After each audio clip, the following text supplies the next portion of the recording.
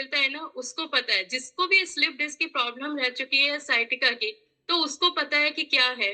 और उसके बाद देखिए जब मैंने अपनी यहाँ पे लाइफ चेंज करी, तो मैंने देखिए ये अपना यहाँ से हेल्दी फाइव से मैंने न्यूट्रिशन का कोर्स किया पूरा। आज हम लोग एक सर्टिफाइड कोच है, और ये सब जो भी हुआ वो मैम की गाइडेंस में। तो जब आप अगली स्लाइड देखेंगे ना, इन दो की वजह से मेरी लाइफ चेंज हुई है। तो थैंक यू मैम, क्योंकि मुझे आज भी याद है जब मैंने सबसे पहला फोन राखी मैम को किया था और मैंने बोला था कि मैम मैं चल नहीं पा रही हूँ और मुझे इतना पेन है। मैम की जो एक लाइन थी ना, आप चिंता नहीं करिए सब ठीक हो जाएगा, वो सोचिए मेरी लाइफ की एक लाइफ चेंजिंग पॉइंट था। क्योंकि मैंने कभी नहीं सोचा था कि मेरी लाइफ चेंज हो सकती है, क्योंकि डॉक्टर्स के पास हम जाते थे और डॉक्टर्स भी गाइड करते हैं जो उनका काम है। उन्होंने जो गाइड किया, बोला ऑपरेशन कराइए, है ना, बट मैम ने बोला आप यहाँ ठीक हो जाएंगे, लाइफ स्टाइल अच्छा करिए। और वाकई में वो दिन है और आज का दिन है, मैम कुछ भी बोल दे वो मुझे लगता है वो सच ही होगा।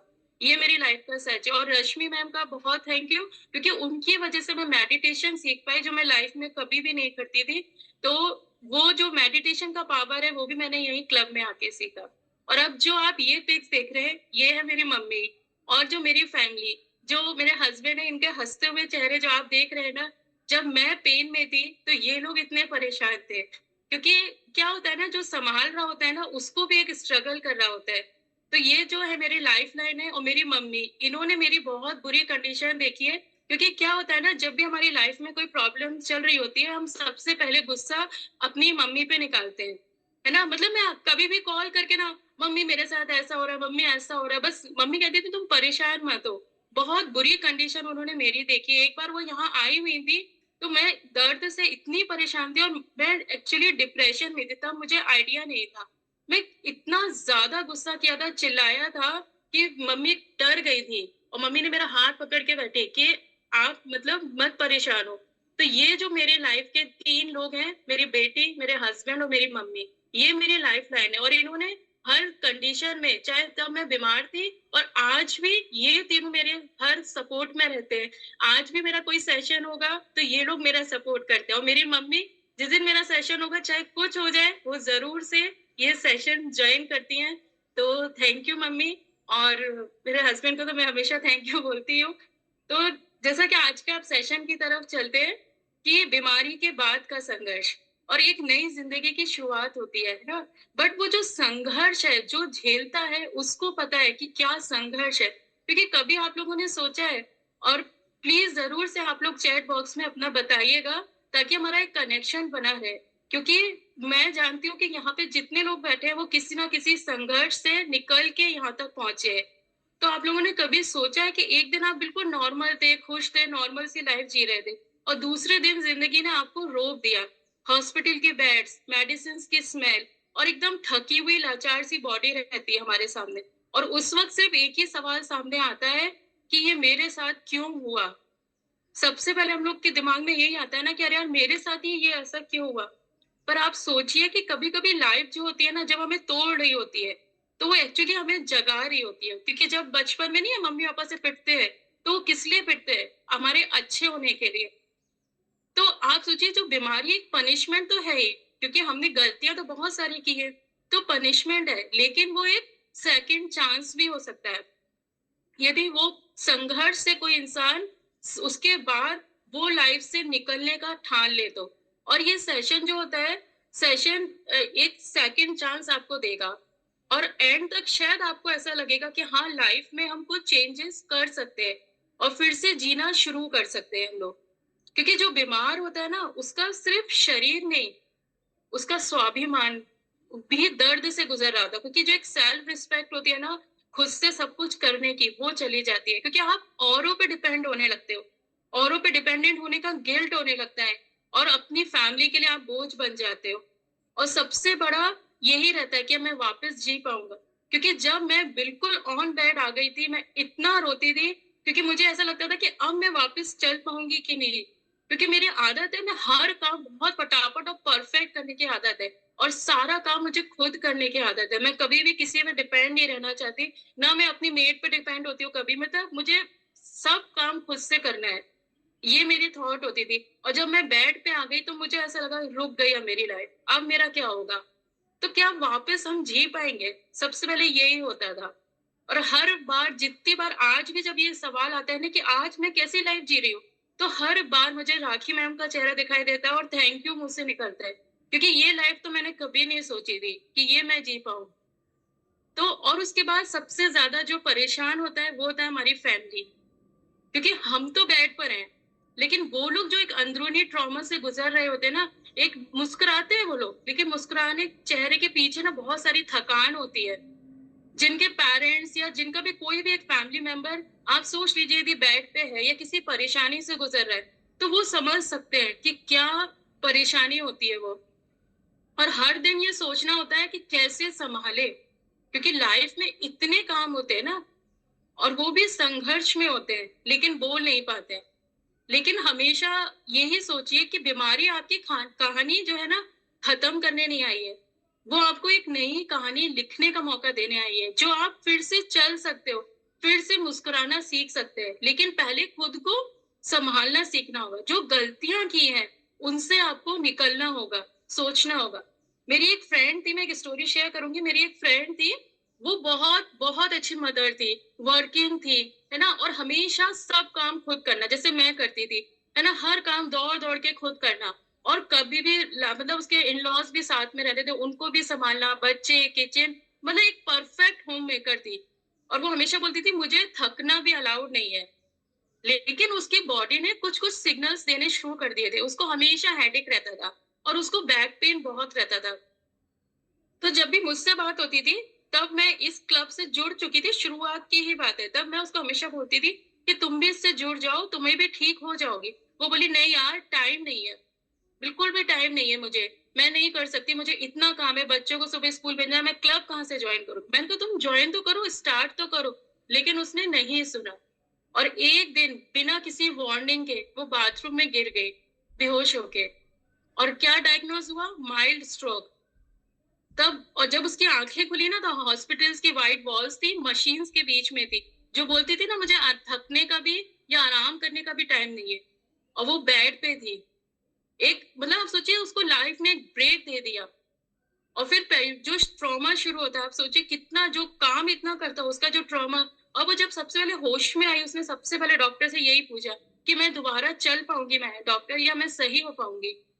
तब उसके चेहरे पे ना एक अजीब-सा मतलब एक डर था, क्योंकि अब तो हो गई ना, आपकी बॉडी तो खराब ही हो गई। क्योंकि सिर्फ़ बॉडी का नहीं, अपनी पहचान भी खो देने का रहता है कि अब तो बेड पर आ गए। और उसने बार-बार डॉक्टर से यही सवाल करती थी, मेरे बच्चों ने तो नहीं देखा मुझे इस कंडीशन में। लेकिन सब तो देख ही चुके थे ना, उसका 12 साल का एक बेटा था, वो मतलब हर समय यही सोचता रहता था, हर किसी से ही पूछता था, मेरी मम्मी ठीक हो जाएँगी ना? या और बेटी थी उसके कॉलेज में, जो पूरे टाइम फिर गूगल पे यही सर्च कर रही थी कि कैसे ब्रेन स्ट्रोक के बाद में रिकवरी हो सकती है। मतलब इतना वो लोग मेंटल ट्रॉमा में थे, फैमिली भी। हस्बैंड थे, वो ऊपर से दिखाते थे, लेकिन जैसे-जैसे उसकी रिपोर्ट्स आ रही थी, वो टूटते जा रहे थे। उनको पता था कि रिपोर्ट सही नहीं आ रही है। और सोचिए जो लेडी बोलती थी ना मुझे टाइम भी नहीं है थकने का भी, आराम करने का, और एक दिन डॉक्टर ने बोल दिया नो मोर, खत्म। अब बताइए, अब पूरी लाइफ रेस्ट करो। तो ये होता है मेंटल ट्रॉमा, जब हम बीमारियों को सीरियसली नहीं लेते या हमारी बॉडी जो सिग्नल्स देती है। वो जो नो मोर वर्ड है ना, आप सोचिए वो किस पूरी फैमिली उस ट्रॉमा से गुजरी। तो बीमारी का जो असर है ना, सिर्फ पेशेंट तक नहीं या शरीर तक लिमिट नहीं रहता है। जब बॉडी बीमार पड़ती है, तब सिर्फ एक इंसान नहीं, पूरी फैमिली बीमार हो जाती है। मेंटल ट्रॉमा, सब कुछ अंदर से हिल जाता है। आप लोगों ने खुद देखा है कोरोना टाइम में। मैं अभी जिस सर से भी बोलूंगी, आप लिखिएगा कि जब आपको स्ट्रोक आया होगा, तो आप सोचिए आपकी फैमिली पे या आप पे क्या उस वक्त मेंटल ट्रॉमा हुआ होगा। क्योंकि हम लोग समझ ही नहीं पाते कि अब क्या करना है। क्योंकि जब बीमारी आती है ना, तो टूटने का जो सफर होता है वो, क्योंकि बीमारी सिर्फ दर्द नहीं है, वो एक पूरी जिंदगी, पूरी एक फैमिली को हिला देती है। वो इंसान के सिर्फ शरीर पे नहीं, उसके मेंटल स्टेट पे, उसके जो खुशियां होती हैं, उसके जो सपने होते हैं, जो करियर को लेके, वो सब पे एक क्वेश्चन मार्क लग जाता है कि अब क्या होगा।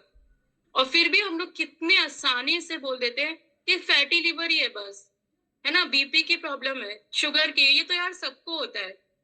बट आप लोग सोचिए, ये लाइफ एक बार मिली है, आपका शरीर एक बार मिला, और एक बीमारी यदि बॉडी में हुई है, तो वो ऐसा नहीं कि आपकी बॉडी को बहुत अच्छा करेगी, वो कुछ ना कुछ तो अंदर से खराब कर ही रही है ना। फैटी लिवर को लोग बिल्कुल भी मतलब ऐसे बोलते हैं अरे वो तो सबको ही होता है। आपको पता है उससे धीरे-धीरे आपके अंदर के ऑर्गन्स तक पे कितना इफ़ेक्ट पड़ता है। थायरॉइड की प्रॉब्लम को तो लोग आजकल कुछ मानते ही नहीं है। लेकिन थायरॉइड की आप देखिए वो भी आपके शरीर को खोखला कर रहा होता है क्योंकि उससे धीरे-धीरे आपके बॉडी के और पार्ट्स खराब होने लगते हैं। लेकिन लोग कितने आसानी से बोल देते हैं कि अरे ये तो सबको ही होता है, ठीक है, हमें भी हो गया, दवाई खा लेंगे। क्योंकि जब शरीर साथ नहीं दे पाता ना तो पहले काम सबसे जो हम आसानी से कर लेते थे, अब छोटी-छोटी जो चीज़ें हैं ना वो मुश्किल लगने लगती है। सीढ़ियाँ चढ़ना, बिस्तर से उतरना, इवन करवट लेना तक। मैं जानती हूँ ना, मैं बिल्कुल करवट तक नहीं ले पाती थी, आवाज़ देनी पड़ती थी बेटी को कि बेटा मुझे करवट दिला दो। तो सब कुछ एक स्ट्रगल बन जाता है, एक हेल्पलेसनेस फील होती है। कि मैं अब ऐसा क्यों नहीं कर पा रही हूँ। और हम लोग बीमारियों को कितने आसानी से बोल देते हैं। और जब मन हारने लगता है ना, तो दर्द सिर्फ फिजिकल भी नहीं होता है, मन में अंधेरा छा जाता है क्योंकि हमें कुछ नहीं दिख रहा होता है। हर वक्त नेगेटिव थॉट्स आते हैं, एंजाइटी कि अब कुछ ना हो जाए। लेकिन हम उस वक्त भी जाग नहीं रहे होते हैं। हम हमेशा उस परेशानी को, मैं ठीक हो पाऊंगा कि नहीं, डिप्रेशन, गिल्ट, सेल्फ डाउट, ये सब जो साइलेंटली हमारे अंदर असर डालना शुरू कर देते हैं। तो जब, और सबसे इम्पोर्टेंट जो होता है ना, रिश्तों पे से भरोसा उठ जाता है। क्योंकि कितना भी कोई इंसान आपकी सेवा कर रहा हो, कहीं न कहीं वो इरिटेट होगा ही। वो जो कर रहा होता है ना, क्योंकि उसको, मान लीजिए हस्बैंड बीमार है, यदि वाइफ कर रही है तो उसको पूरा घर भी सँभालना है, आपको भी सँभालना है, और यदि वर्किंग है तो उसको वर्क पे प्लेस भी अपनी सँभालनी है। तो कहीं न कहीं तो एक इरिटेशन आता है ना, तब हमारा रिश्तों पे से विश्वास उठता है। क्योंकि मेरे हस्बैंड भी थे, मुझे जब इतना पेन रहता था डेली, क्योंकि मैं सुबह उठ ही नहीं पा रही हूँ बेड से या चल नहीं पा रही हूँ, तो कहीं न कहीं वो बहुत साथ देते थे। लेकिन अब उनको भी तो वर्क पे जाना है, काम पे जाना है, तो प्रॉब्लम आती थी लाइफ में, चिड़चिड़ा। तब मुझे ऐसा लगता था कि अब तो आप मुझे प्यार ही नहीं करते हो या आप मेरा ध्यान नहीं रखते हो। तो जो रिश्ते टूटते हैं ना, वो जो हम स्ट्रगल कर रहे हैं, संघर्ष कर रहे हैं, क्योंकि हर कोई नहीं समझ पा रहा है आपकी कंडीशन। रिलेटिव्स तो सोचिए कॉल करना भी बंद कर देते हैं क्योंकि वो तो बीमार ही रहते हैं, बीमार ही की बात करेंगे। तो आप अपने भी ना कभी-कभी पेशेंस खोने लगते हैं। तो वो जो एक संघर्ष हम जी रहे होते हैं बीमारी के साथ, एक इमोशनल अकेलापन बन जाता है, जहाँ हमेशा ये लगता है कि आपको कोई समझ नहीं पा रहा है। तो आप सोचिए, अब आप लोग ऐसी सिचुएशन में जाना चाहते हैं, क्योंकि और उसके बाद आता है सबसे बड़ा जो ट्रॉमा होता है, फाइनेंशियल प्रेशर। सबसे ज़्यादा जो संघर्ष होता है, क्योंकि जब आप बीमारी से गुज़रते हो सकता है बहुत सारे लोग को ये ना भी देखना पड़े, बट बहुत सारे लोगों को देखना भी पड़ता है। फाइनेंशियल प्रेशर, जब सारे टेस्ट हो रहे होते हैं, मेडिसिन्स और डाइट, उस वक़्त वो डाइट, मान लीजिए आपको उस वक़्त डॉक्टर बोल दे ना कि 4 आप बादाम खा लो, उस वक़्त वो 4 बादाम खाना भी भारी लगता है, क्योंकि हमें लगता है यार इतना पैसा जा रहा है। और आज की तारीख में जब हम सही है ना, तो हम ध्यान ही नहीं देते कि हम वो चीज़ कर लें। और हर महीने की जो इनकम होती है ना, उसका बड़ा हिस्सा हेल्थ पे जा रहा होता है। घर चलाना, रिस्पॉन्सिबिलिटीज निभाना, और जो कर रहा होता है वो भी एक स्ट्रेस में जा रहा है, जो बीमार है वो तो है ही। तो सोचिए कितने सारे संघर्ष होते हैं। उसके बाद शुरू होता है हेल्पलेसनेस, कि जब कुछ समझ नहीं आता, कुछ कंट्रोल में नहीं होता हमारा हाथ। पेशेंट के अंदर का संघर्ष जो चल रहा होता है, गिल्ट, कि मैंने काश अपना ख्याल रखा होता, ताकि मैं इस उसमें नहीं पहुंच पाती। हमेशा ये आता है ना, क्योंकि ऐसा नहीं है, बॉडी इंडिकेशन देती है। इस पे हम आगे भी डिस्कस करेंगे। लोनलीनेस, हर कोई सिंपैथी देता है, लेकिन पेशेंट खुद को फिर भी अकेला महसूस करता है। आइडेंटिटी क्राइसिस, क्योंकि मैं पहले जैसे स्ट्रांग नहीं हूँ। और सबसे इंपॉर्टेंट होता है फियर ऑफ डिपेंडेंसी, कहीं मैं दूसरों पे बोझ ना बन जाऊं। और फैमिली का दर्द तो मैंने अभी बताया, क्योंकि फैमिली का जो इंसान बीमार है वो तो 100% स्ट्रेस में है ही, लेकिन फैमिली बहुत ज्यादा या तो दूर चली जाती है, या सोचिए बहुत ज्यादा मेंटल ट्रॉमा से गुजर रही होती है। क्योंकि जब बीमारी हमारा रोक देती है, तो फिर हमारे दिमाग में आता है कि फैमिली का सपोर्ट हो गया, डॉक्टर्स का गाइडेंस हो गया, सब इम्पोर्टेंट है, लेकिन सबसे इम्पोर्टेंट है अपनी सोच। जब तक खुद को चेंज नहीं करेंगे ना, करने का इरादा नहीं करेंगे, तब तक हम रिकवरी जो है ना वो हमारी अधूरी रहेगी। क्योंकि सिर्फ बीमारी जो है ना, सिर्फ दर्द नहीं देती, वो एक संघर्ष लेके आ रही होती है। आप सोचिए कितना बड़ा संघर्ष होता है कि आपकी पूरी लाइफ खराब हो रही है। मैं जब बेड पे थी, तो यहाँ कामनी मैम भी है, उनको भी पता है, उनकी बेटी और मेरी बेटी साथ में। मेरी बेटी इतना कम स्कूल जा पाती थी क्योंकि मैं कभी-कभी सुबह उसको रेडी ही नहीं कर पाती थी। इतना एब्सेंट होती थी, उसकी टीचर्स भी मुझे कॉल करते थे कि ईशानिका इतना एब्सेंट रहती है। लेकिन मुझे पता था ना, तो अब और वो जो परेशानी हम सारी झेल रहे थे, तो सोचिए कितना मतलब एक बीमार इंसान का पूरी लाइफ खराब हुई, पूरी फैमिली खराब होती है। कोरोना टाइम में हम सब देख चुके हैं कि पैसा होते हुए भी पूरी-पूरी फैमिलियाँ खत्म हो गई। तो जो मेंटल ट्रॉमा होता है ना, जब सोच टूट जाए, सब कुछ रुक जाता है। हर वक़्त नेगेटिव थॉट आता है कि क्या मैं ठीक हो पाऊँगा? हमेशा यही दिमाग में चल रहा होता है। फिज़िकल ट्रॉमा तो चल ही रहा होता है साथ में, ठीक है? फाइनेंशियल स्ट्रेस चल रहा होता है क्योंकि शरीर साथ छोड़े ना, उससे पहले शरीर काम करना बंद कर देता है। और वो ही हमारे लिए सबसे मुश्किल चीज़ हो जाती है, उठना, चलना। और फाइनेंशियल स्ट्रेस जो मैं बार-बार बता रही हूँ, बहुत होता है, बहुत बुरा होता है फाइनेंशियल स्ट्रेस। कि किसी-किसी की ना क्या होता है, बच्चों तक की पढ़ाइयाँ छूट जाती हैं कि हमारे ठीक हो जाए। लेकिन उस वक़्त आप लोगों ने भी देखा होगा, चाहे आप पूरा पैसा दे दीजिए बट तब भी आप एक ज़िंदगी बचा नहीं पाते हो। तो आप सवाल ये उठता है, आप लोग बताइए कि क्या अब ज़िंदगी वैसी नहीं रहेंगी क्या? आप लोग को लगता है? या आप बीमारी को ठीक कर सकते हैं? जहाँ से ज़िंदगी एक नया रुख ले ले। जैसे मैंने ठाना कि नहीं मुझे ये क्लब जॉइन करना है, ऐसा नहीं मेरे साथ में प्रॉब्लम नहीं थी, मेरी भी बेटी उसी टाइम पे स्कूल जाती है 8:30, हस्बैंड जाते हैं। लेकिन मैंने एक विश्वास दिखाया क्योंकि मैम ने बोला था आप ठीक हो जाएँगी, बस आपको बात माननी पड़ेगी। तो मैंने वो उस चीज़ को एक्सेप्ट किया कि जब तक हम नहीं समझेंगे, वो लाइफ आगे नहीं बढ़ पाएगी और हम इसी संघर्ष से, जो एक ट्रॉमा से गुज़र रहे होते हैं, वो ही रहते रहेंगे। क्योंकि बीमारी जो होती है ना, उस दिन मुझे एक रियलाइज़ हुआ कि अब आज मैं, हालाँकि मैं बिल्कुल ठीक हो गई हूँ, तो मुझे लगता है कि यदि वो बीमारी नहीं आई होती, तो शायद मेरी लाइफ़ आज ऐसी नहीं होती। तो कभी-कभी कहते हैं ना, बीमारी आपकी कहानी खत्म करने नहीं आई होती है, वो आपको एक नई कहानी लिखने का मौका देने आई है कि अब तो जाग जाओ।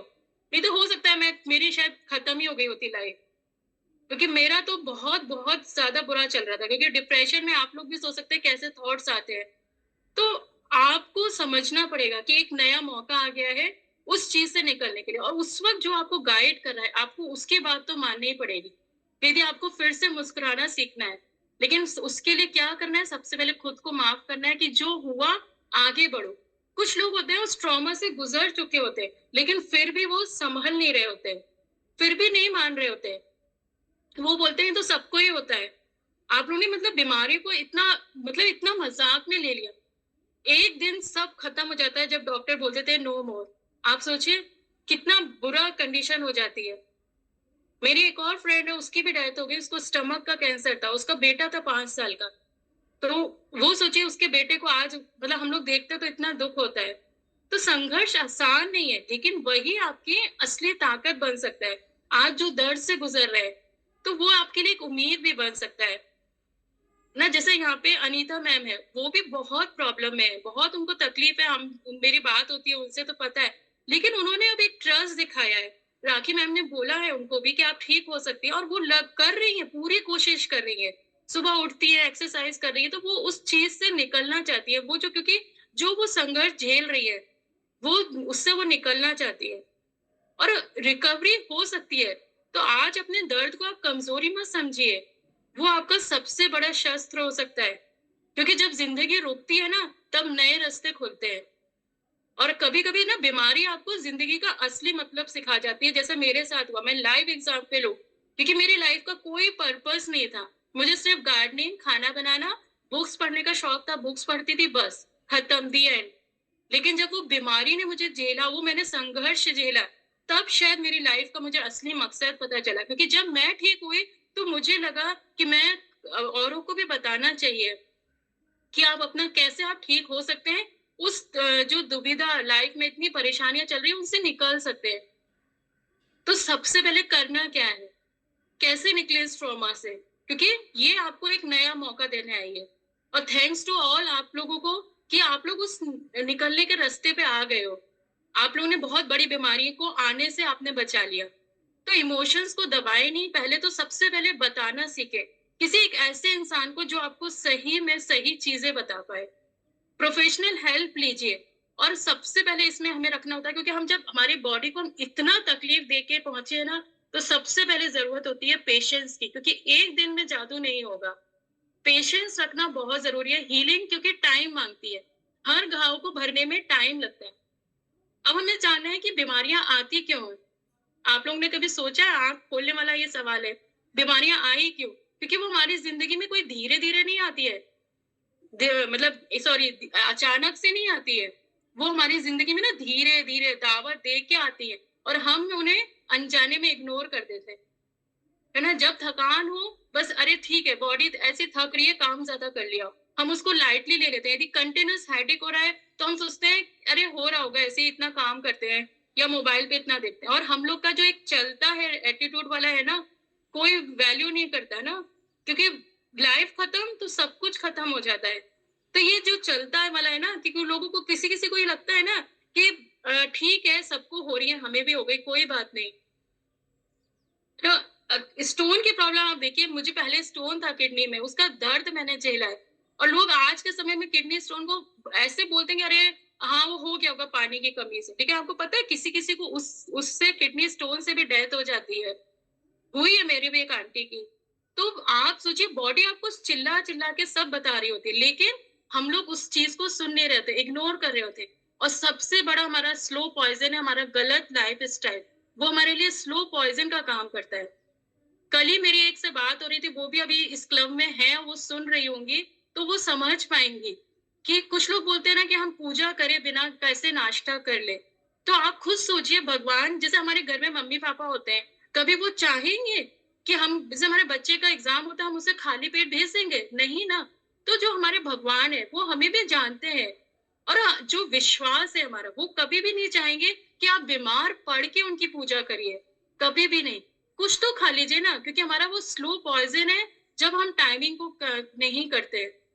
हम कहते बहुत आसानी से हैं, लेकिन ऐसा बिल्कुल भी नहीं करना है, क्योंकि वो आपकी लाइफ़ को खराब कर रहा है। आप निकालिए ना टाइम अपने लिए, क्योंकि किसी दिन आपको नो मोर सुनना है। आपके आस-पास लोग हैं, अपनी मम्मी-पापा जो भी है, उनको बताइए कि ऐसा नहीं होगा। आप लोग हमारे लिए बहुत इम्पोर्टेंट हैं, क्योंकि ख़ास तौर से मम्मियाँ ज़्यादातर यही करती हैं कि हम बिना पूजा करे नहीं खाएँगे या बिना हम इस करे पानी नहीं पिएँगे, बिना नहाए हम कुछ नहीं खा सकते। तो भैया फिर देखिए, भगवान ने फिर तो जो है पहले के लोग उन्होंने बनाया था ना, ब्रह्म मुहूर्त में उठिए, तो 4 बजे उठ के आप नहा के पूजा करके फिर खाना खा लीजिए, नाश्ता कर लीजिए, या तो फिर वो टाइम फ़ॉलो कीजिए। लेकिन यदि आप 6 साढ़े 6 बजे उठ रहे हैं, बच्चों को स्कूल भेजना है, फिर आप कब नहाओगे, कब पूजा करोगे, कब खाना खाओगे, नाश्ता करोगे? तो ये तो नहीं चलेगा। ये आपको सोचना ही पड़ेगा। सुबह का नाश्ता यहाँ पे बताया जाता है, बहुत इम्पोर्टेंट है। तो या तो आप 5 बजे पूजा करके नाश्ता कर लीजिए। यदि आप इस अपनी लाइफ में नो मोर नहीं सुनना चाहते, अपनी अपनी रिस्पेक्ट करते हैं। और लोगों का ये जो होता है ना, उसके बाद जैसे कहते हैं ना कि तुरंत रेगुलर हेल्थ चेकअप्स को लेना चाहिए, क्योंकि प्रिवेंशन को बहुत लाइट ले लेते हैं लोग। प्रिवेंशन को सोचते हैं, अरे ठीक है ना, जब बीमारी आएगी तब देखा जाएगा। अभी तो हम खाओ पियो मस्त रहो। ये नहीं सोचना है, क्योंकि और लोग कहते हैं ना, अरे मुझे कुछ नहीं होगा। ये जो मुझे कुछ नहीं होगा वाली सोच होती है ना, वो कब डॉक्टर आपको बोल देंगे ना कि आपका टाइम आ गया है, तो सबसे बड़ी ये गलती बन जाती है कि मुझे कुछ नहीं होगा। हमेशा अपनी बॉडी को ये सोचना चाहिए, क्योंकि जैसे-जैसे हमारी एज होती है, हमारी बॉडी में धीरे-धीरे चेंजेस आने शुरू होते हैं। तो बीमारियाँ एक सिग्नल होती हैं, ना कि कहीं न कहीं हमें अपने आप से कनेक्शन तोड़ दिया था। तो ये वक़्त उस कनेक्शन को दोबारा बनाने का है, अपनी लाइफ़ को, अपने लाइफ़स्टाइल को, अपने मन, शरीर को समझने का। क्योंकि हेल्थ जो होते हैं ना, इट ब्रेक्स डेली, क्वाइटली, धीरे-धीरे खत्म हो रही होती है। तब जब तक वो हम जाग नहीं जाए। बट हम क्या करते हैं, जब हमारे सामने डॉक्टर्स की अच्छी भारी-भरकम रिपोर्ट्स आती है ना, जब पता चलता है कि अब समय निकल चुका, तब हम जागते हैं। और हमारा क्लब ये काम करता है आपको अभी जगाने का।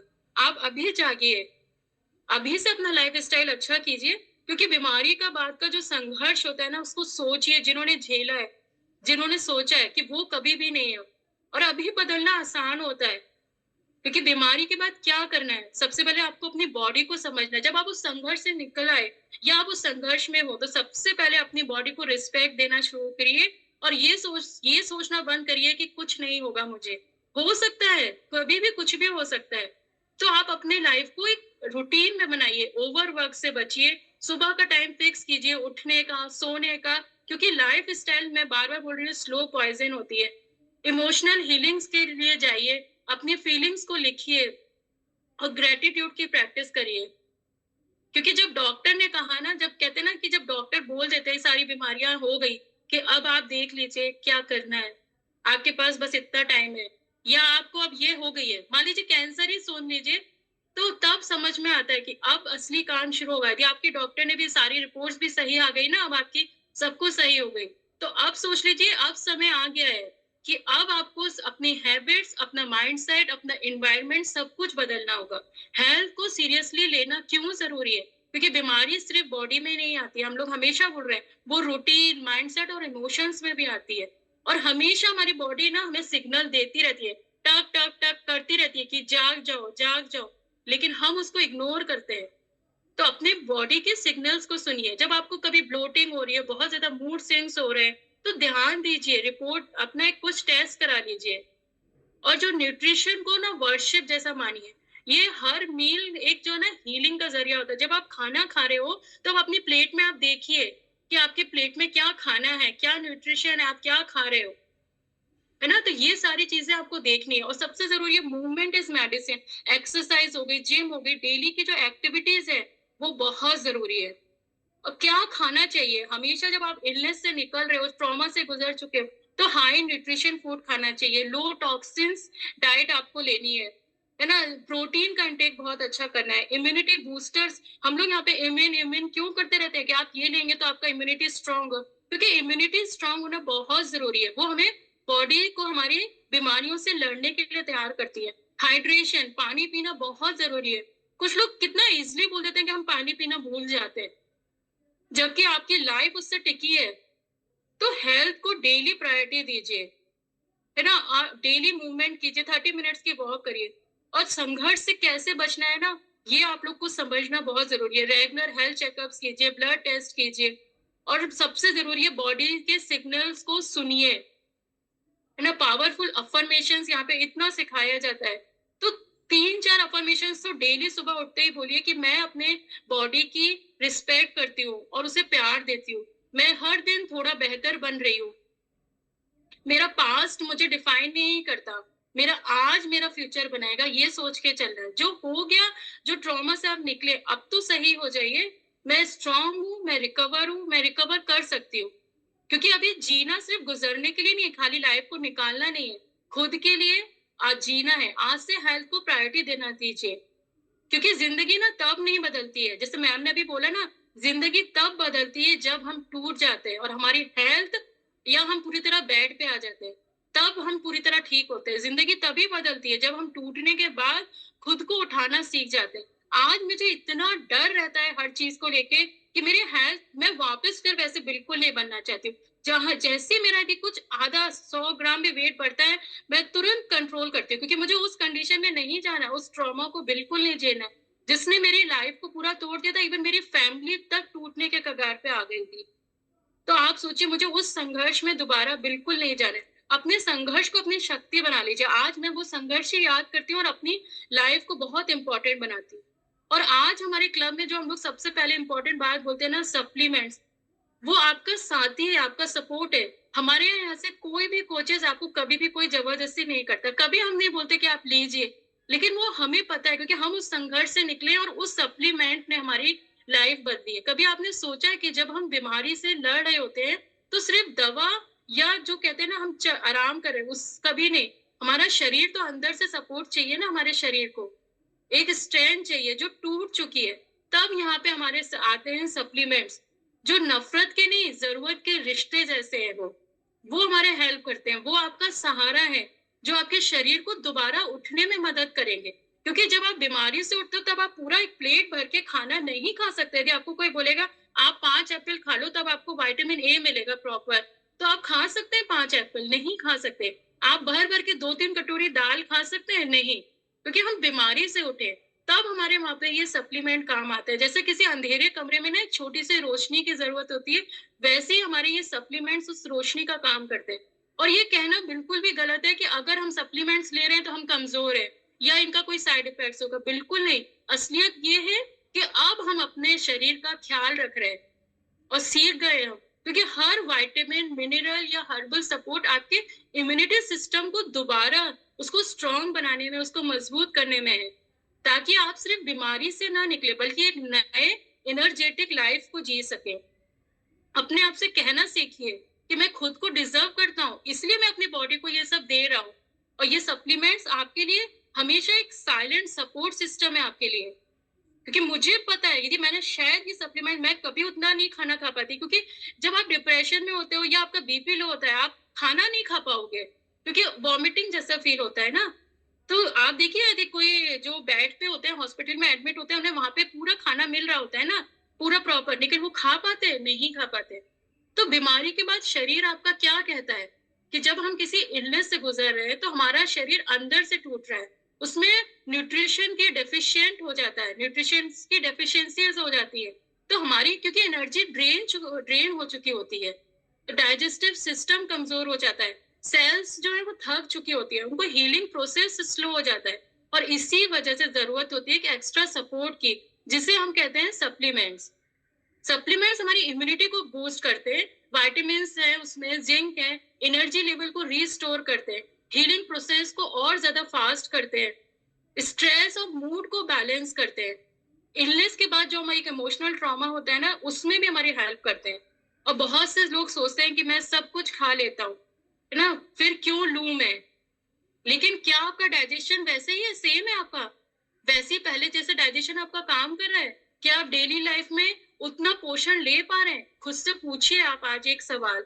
जो लोग बोलते हैं ना कि हम तो पूरा खाना खा ही ले रहे हैं, तो ट्रूथ ये है कि सप्लीमेंट्स कोई केमिकल नहीं है, ये आपकी बॉडी की जरूरत का एक जेंटल सपोर्ट है। ये आपको एलिवेट करते हैं, आपके सिस्टम को रीसेट करने के लिए। और इस जर्नी में आपका हाथ पकड़ के चलने वाले वो सबसे लायबल दोस्त है वो। तो अपना ख्याल रखिए। ख्याल रखना एक जिम्मेदारी है, लग्जरी नहीं है ये सप्लीमेंट्स लेना, क्योंकि आपने अब कमिटमेंट किया है ना कि उस संघर्ष से निकलने के बाद अब हमें दोबारा उस संघर्ष में नहीं जाना है। तो जब आप बीमारी के बाद दोबारा जीना शुरू करते हैं, तो उस सफर में ये सप्लीमेंट्स एक इनविजिबल लेकिन पावरफुल सपोर्ट बन जाते हैं हमारे।